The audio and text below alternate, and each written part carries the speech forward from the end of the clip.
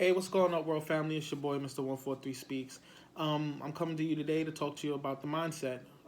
For those of y'all that's been on journeys pretty much all of your life and trying to get to where you're trying to get to in life, you know that the struggle of getting to where you're trying to get to in life, or the struggle of being where you're trying to be in life, is something that can really break you down and beat you down.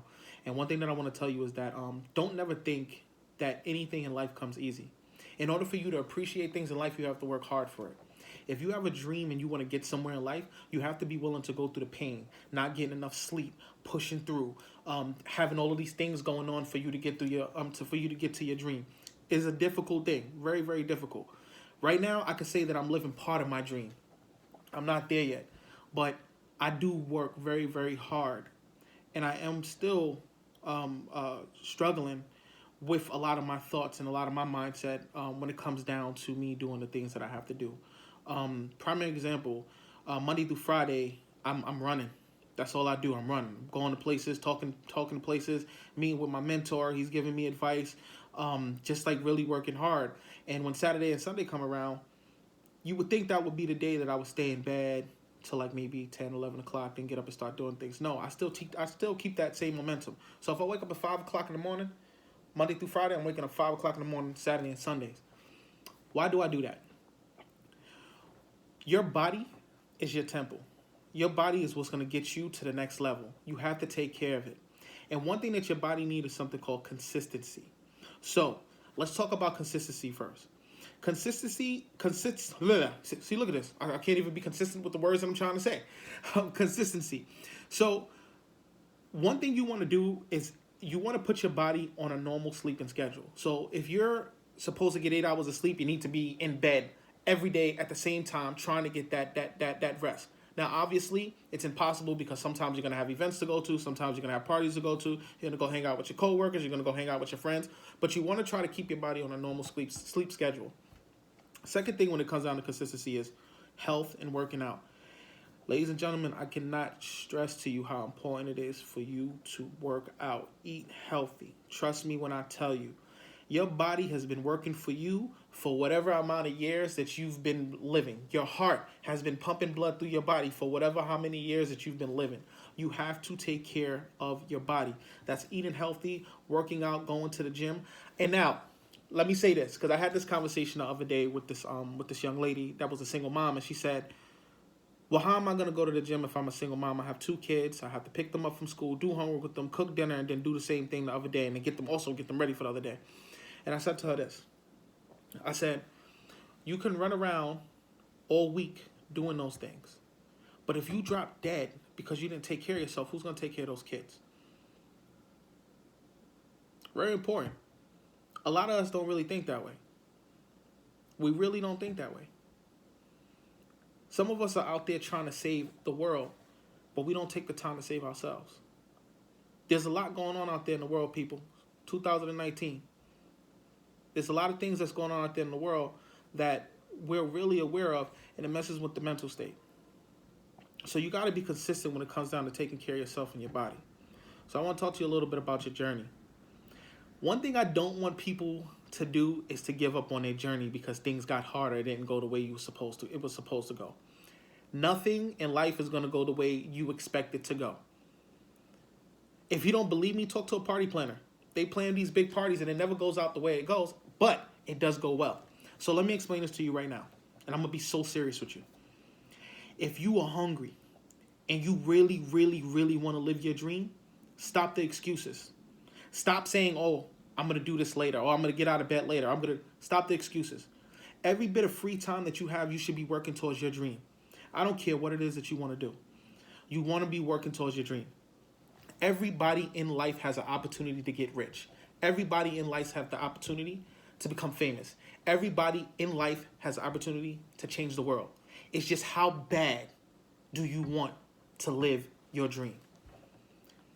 I hear a lot of excuses out there from people sometimes. Oh, I can't do it because I don't know if I'm going to be able to afford it. I don't have the money to do it. All right, that's part of the plan. That's part of you working towards your dream. If you need money to do something, then you need to be writing it out. First thing I need to do is to get money. So that way I can do X, Y, and Z. You need to write that plan out. How long it's going to take, how much money you're going to need to do this. And then what you're going to do after you finish writing that out, you're going to stick it somewhere that you look at every single day. Every single day. And every single day that you look at it and you didn't do nothing to get towards your dream, you should feel guilty. You should feel bad. You want to know why? Because you deserve better than whatever it is that you have now. I don't care if you got a Maserati. I don't care if you have a Lamborghini. You deserve better than that. But you got to be willing to work for it. Life is hard. Life is a struggle. There are things during your journey that you're going to see that's going to tell you, hey, you know what? Nah, you need to give up right now because you're not going to live this dream.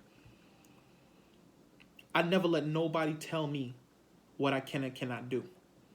I'll accomplish things that people couldn't accomplish. But you got to be willing to do the things that people don't want to do. I'll give you a prime example. When I was in 3rd grade, I was diagnosed with dyslexia. It's a learning disability. It was very hard for me to comprehend things. I was learning things backwards. I was reading backwards, everything. When I graduated from high school, on a 3rd grade reading and writing level. I could barely read or write. So one of my challenges is, what job am I going to get? Where am I going to go? So the first thing I did was I applied for a job that I knew would not challenge me. And I was in this organization up north.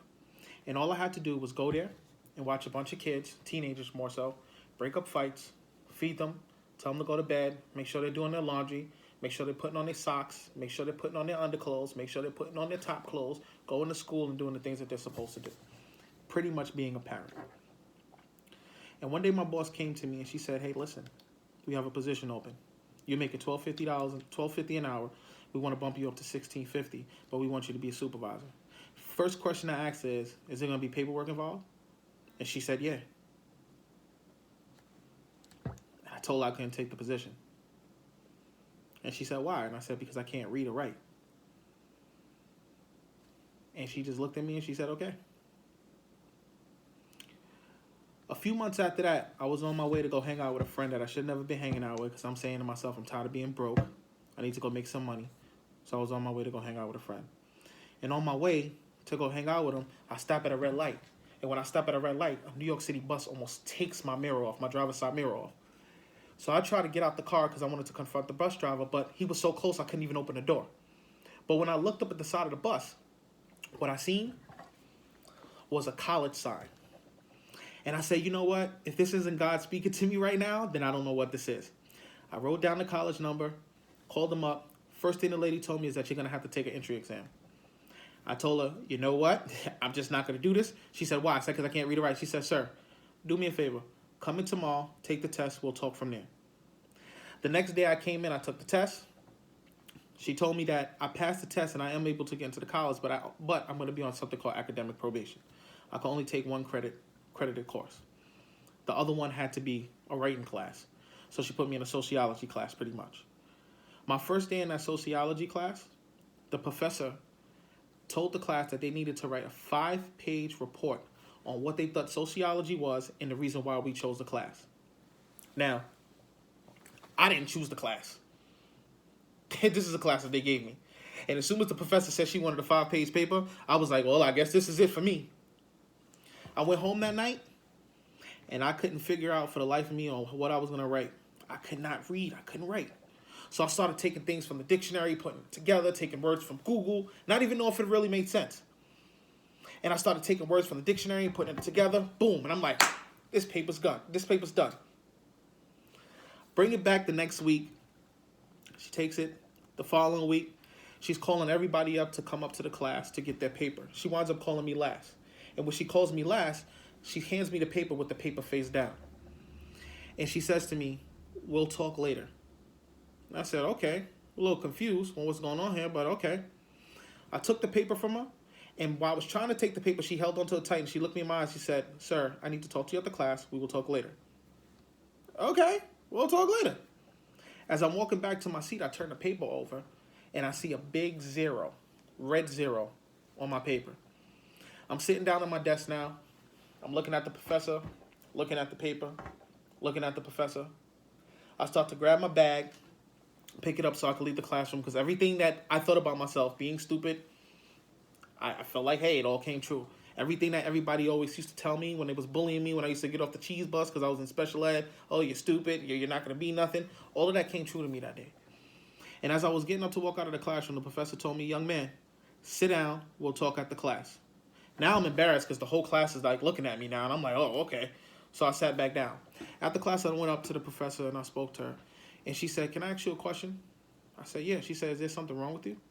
I'm like, what do you mean something wrong? She said, because I've been teaching on the college level for 28 years, and I've never seen a paper this disgusting in my life.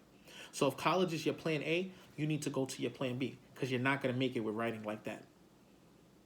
And when she said that to me, I'll never forget how it made me feel.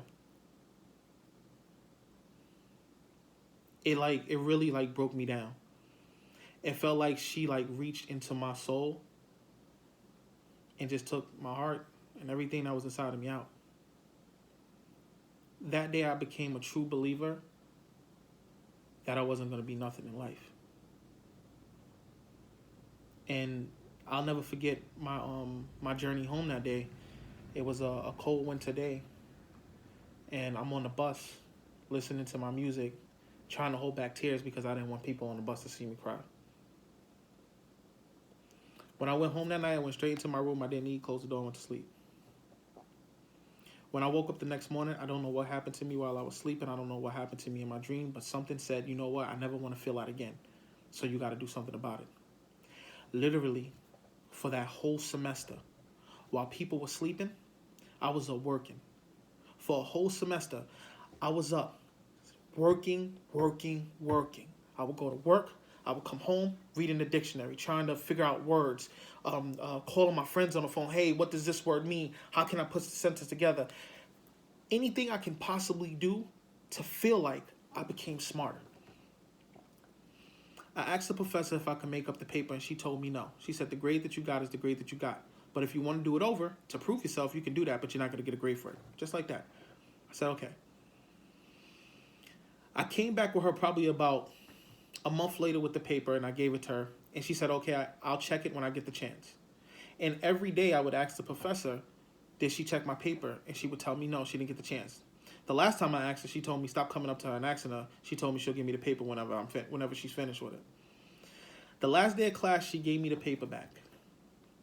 And when she gave me the paper back, she handed me my paper again upside down. And when she handed me that paper upside down, I already knew, again, 0. As I'm walking back to my desk, I turn the paper over, and it says 30. Now, I know some of you are probably like, filled again, moron. Absolutely not. That 30 felt like an 100 to me because it wasn't a 0. Because that's how I felt. I felt like I was a 0. All my life, I've been just breezing past tests because I was in special ed. And I don't know if the teachers just felt because I had a great personality that they had to pass me. But I always got 0s, but somehow I was able to move on to the next grade. That day, when I got that 30, it changed something in me. And it made me feel like, you know what? I'm not stupid. Anything I put my mind to, I could do. There's nothing that nobody can tell me in this world that I can't do because I know I can do it. If you tell me that I can't fly, I'll build a plane. Simple. There's no such thing as you can't do. 4 years later, after that sociology class, I graduated college with a 3.8 average in criminal justice and science. My reading and writing level got up to college level. And I started reading and writing much better. The struggle for those 4 years was hard.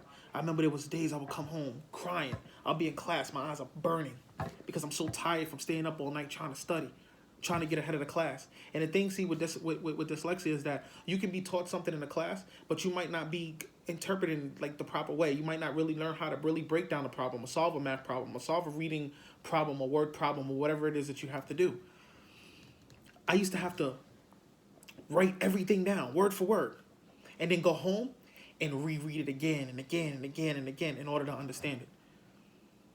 But that was something that I wanted to do for myself because I never wanted to feel like the way the professor made me feel that day. But a lot of good things came out of it. I wound up meeting my mentor, who's my mentor now, back then. My last class that I had to take was a capstone class, and my professor was actually the mentor that I work with now, Mr. Sherman Brown.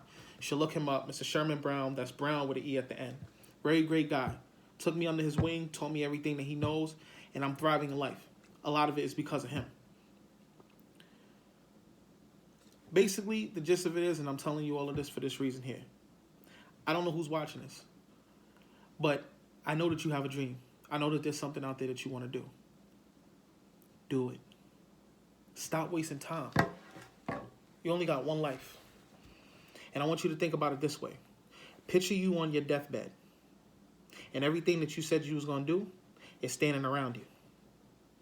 What are you going to tell it? I'm sorry I didn't become an astronaut. I'm sorry I didn't become a famous NBA player. I'm sorry I didn't become an NFL player. I'm sorry I didn't become the president of the United States. You think Obama, when he was a kid, thought that he'll be the leader of the free world? Can you picture the things that President Obama, and I'm going to say president because he's still my president, that President Obama probably been through to get to the Oval Office? Can you picture the names that he was probably called, the disrespect that him and his wife probably went through to get to the Oval Office? But not one time did he say, you know what, I'm not doing it no more. I quit. I give up. I cannot stress to you people. I know for a fact it's hard out there. I know for a fact it's a struggle out there. Trust me. I get it. I know. But you have to be willing to push through every obstacle when it comes down to you living your dream. And I guarantee you, you'll get there. World family. If there's one thing I can ask you to do is this. Build your team. Focus on who's you around you before you start your journey, because that's what's very important. You should definitely have a mentor in your life, somebody that you go to for advice when you're going through the struggle, when you don't know where to go, when you don't see past the clouds. You want somebody to be able to go there to guide you and help you. You also need a cheerleader, somebody that's always just happy about the stuff that you do. Hey, you're doing a good job. Oh my goodness, I seen you here, I seen you there. You're doing it. I love hearing you. You want that cheerleader because they build up that self-esteem. You need that self-esteem. And most importantly, you need to take care of this and this. You need to take care of the mental, and you need to take care of the body. You got to think about it. Your heart has been beating for whatever amount of years you've been living. You got to take care of it. You need to be going to the gym. You need to be working out, eating healthy. Everybody always talking about, oh yeah, you know, I'm going to go on a diet, and I'm going to go on a South Beach diet, and after the South Beach diet, I'm going to do the protein diet, and I'm going to... You only do it for a week. How many of y'all had New Year's resolutions at the beginning of this year and it's over? It's done. Didn't even make it to the summer. Grind. Get hungry. You should be working towards your dream like it's the air that we have to breathe. It's just that serious. Nobody should outwork you. Nobody. Because I can tell you right now, as far as I'm concerned, there's nobody on this earth that can outwork me. I don't care about sleep. I sleep when I die. But I got a family to feed. I got a son I got to raise. And I want to leave him something behind. You got to work hard for your goals. You got to work hard for your dreams, people. I cannot stress this. Don't never let somebody tell you can't do something. And everybody that don't support you or that's in your life that has no significance at all, get rid of them. Make those hard choices. Relationships are very important. People, if you're in an unhealthy relationship, what are you waiting for? What are you waiting for? World family. Live your dream. Become a beast. Get hungry. Do what you got to do to get to where you got to get to. Understand that life is hard. It has teeth, like Tracy Morgan said. Life has teeth and it bites. It's going to get hard. You're going to cry. You're going to be in pain. But I guarantee you, if you stick it out, you're going to make it to the throne. Until next time, world family, I love you. Peace. 143 Speaks. Aim high.